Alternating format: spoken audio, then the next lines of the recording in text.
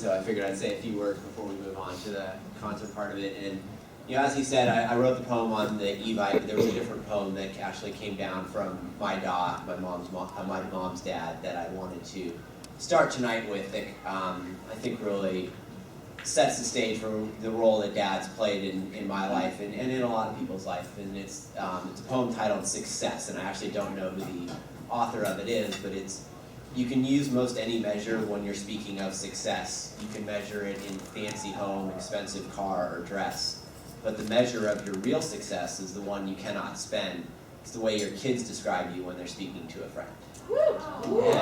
And so, what I wanted to talk a little bit about is how I've always described my dad to my friends, and I know Shauna has done similarly. And there are many people here that grew up with us from very, very young and have really witnessed this. And really, what Dad has been for me has been a roadmap of how to live a very good, successful life moving forward in a lot of different ways. And as I get older and go more and more through life, the number of ways that he has influenced me becomes more and more obvious. And it starts off with the coaching that he did of all my teams as a kid, and how to coach to win without coaching to win at all costs. And so it's do your best, play as hard as you can, work hard, practice hard, teach the right skills, bring the whole team up, teach every kid like they can be a star, don't just concentrate on the stars, but never bend the rules. Never step over that line of we're going to win and we're only here to win. We're going to do absolutely the best we can, and that's carried through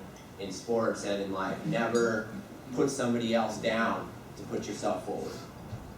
Whether that's in business or in sports, there's never an excuse for putting somebody to step on.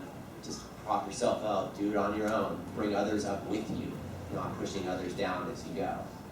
And in business and in life and friendships, readily give credit to others. And I know John has done this repeatedly throughout his work. Make sure others in your teams and in your programs, they get the recognition first, and people that matter will know what role you played. There's no need to promote yourself and be the one out there. That'll come back, and I know with Dad, it's over and over again has come back to him, but not because he's gone out and sought it, but because others have recognized the role he's played in major projects. And it's why there are so many diverse groups here, is you all recognize the role that he's played in having a positive influence on your life. And now that I'm a dad and I have my own 18-month-old daughter, one of the big ones was he never missed a game. He was always there at 3:15 in the afternoon in the West Valley coming from downtown. And to do that, he left the house at 6 in the morning, worked late until 7:30 or 8 at night, but he was there when it was important to be there.